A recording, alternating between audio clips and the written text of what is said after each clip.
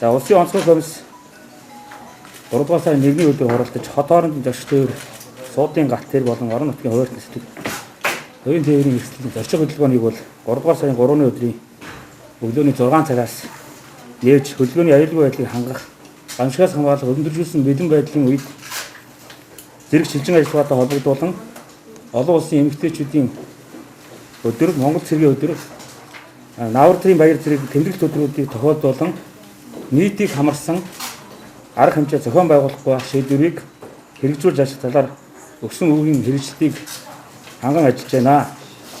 За хөдөлгөөн нээсэнтэй холбоотой хяналт шалгалт суларна гэж ойлгож болохгүй. Хяналт шалгалтыг бүр илүү чангатгана гэж ингэж үзэж байгаа. За нийслэлийн засаг даргын захирамжаар бол баар, савн, дэм буудал, жуулчдын бааз, за сүм хийдгэр зэрэг нийт 2596 аж ахуйн нэгж байгуулсан үйл ажиллагааг төр зогсоох тухай мэдээлэл хүргэж татсаж үйл ажиллагааг зогсоосон зөрчилтөй зарим аж ахуйн нэгжүүдийн үйл ажиллагаанд зөрчлийн хэрэг нэр шалгаж байгаа. Нийслэлийн засаг даргын 2020 оны А168 дугаар захирамж томуу төслийн өвчтний тархад коронавирус COVID-19 салбаас сэргийлэх хотын соёлыг төлөвшүүлэх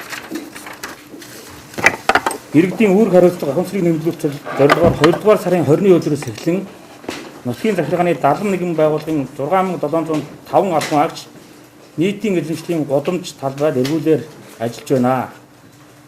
2 дугаар сарын 20-оос 29-ний өдрүүд давхарсан тоогоор 12421 ажилтан албан агч хаагчид 986 нийтийн эзэмшлийн гудамж зам талбай 986 маршрутаар хяналт тавьж 266,545 хэдэн зөвлөмж танилцуулан 281,020 иргэн зөвлөмж тараад нус шүлсээ хаях ил задгаа газар бие засах хог хаяж очныг бохирдуулсан 29,129 иргэнд анхааруулах санамж зөвлөмж өгч 4,662 иргэнд 47,39,998 төгрөгийн торгуулийг бол оногдуулсан байна. За нийтийн тээврийн такси үйлчлэгэнд явж байгаа тээврийн хэрэгслүүд ариутгын бодисыг бол байрлуулан иргэдийг гараа ариутгах нөхцөлөөр хангаж тээврийн хэрэгслийн дотор гадна ариутгад халдварт тогтмол хийлгэж халдвараас сэргийлж ажиллаж байна. За нүүбийн олон улсын шилжилт хөдөлгөөний байгууллагатай хамтран Улаанбаатар хотын автотээврийн шалган нэвтрүүлэх хэмээлт баруун туруу налаах морингийн даваа үлзийд гүн товчоодоор нэвтэрч байгаа болон гарч байгаа автомашин иргэдийн усхлыг олон улсад хөдөө зөвшөөрөгдсөн аргачлаа 2020 оны 2 дугаар сарын 27-ны өдрөөс 3 дугаар сарын 8-ны өдрийг хүртэл эрүүл мэндийн ажилтан болон эцэстийн 120 эмч нар тандалт судалгааны ажлыг бол төврийн аргаар зохион байгуулан ажиллаж байгаа. Хүн тээврийн хэрэгслийн шилжилт хөдөлгөөний судалгаанаас үзэгдвэл Төв Дархан уул Сэлэнг Архангаа Өвхөнгөө аймагуудаас Улаанбаатар хот руу чиглэсэн хөдөлгөөн их эрсдлийн магадлал өндөр, Баян хөлгийн Завхан Говь Алтай Сүхбаатар аймагуудаас ирэх хөдөлгөөн бага үзүүлэлттэй эрсдлийн магадлал бага. За орон нутгаас ирж байгаа дотоодын хөдөлгөөн нийслэлийн Баян зүрх, Сонгой Хайрхан, Баянгол, Хангул дөрүүд төвлөрч болцсохгүй эрсдлийг нэмэгдүүлэх магадлал байна.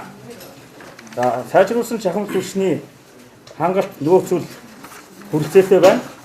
Амралтын өдрүүдэд яаралтай төгөн тусламжийн төвд дугаарын хөнгөн хэлбэрээр хорцсон нийт 11 өрхийн 42 иргэн, үүнээс 13 хүүхэд 29 том хүн хандаж эмнэлгийн тусламж үйлчилгээ зөвлөгөө авч ажилласан байна.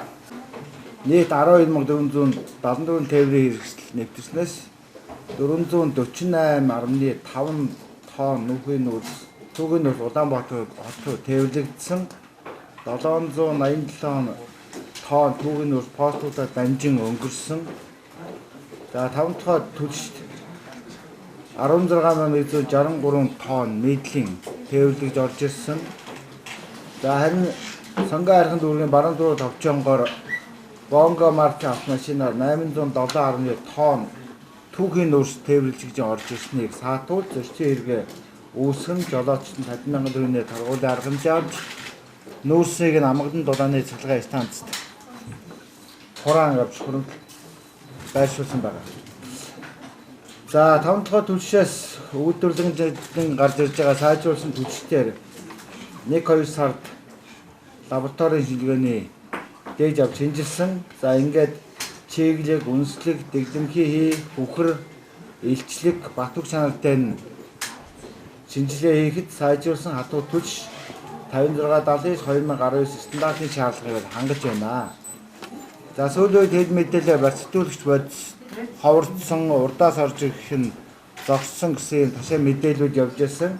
За юунтай холбогдуулаад хэн шалгалтыг хийхэд өнгөрсөн 4 өдрийн байдлаар 5 дахь өдрийн байдлаар 1000 тонны нөөцтэй байсан. За үүнээс хойш нийт 26 тээврийн хэрэгслээр 656 тонн барьцлуулагч бодис нэмж ирсэн. Ингээд өнөөдрийн байдлаар 5 дахь түлхтээр 1656 тонн барьцлуулагч бодисыг нөөцөл байна гэсэн мэдээлэл байна.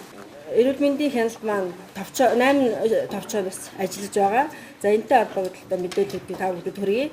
За хяналтын 8 цэгээр эрүүл мэнд цагдаа онцгой байдал мэрэгжлийн хяналт мал эмнэлгийн ингээд нийт 78 албан агч хяналт хяналтыг хийн үйл ажиллагааг гүйцэтгэж байна.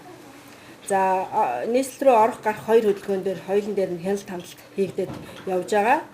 За өнөөдрийн 8 цагийн байдлын мэдээгээр за 2152 хүн тээврийн хэрэгсэл орсон, 1575 тээврийн хэрэгсэл гарсан, нийт 3727 тээврийн хэрэгсэл зорчсон байна.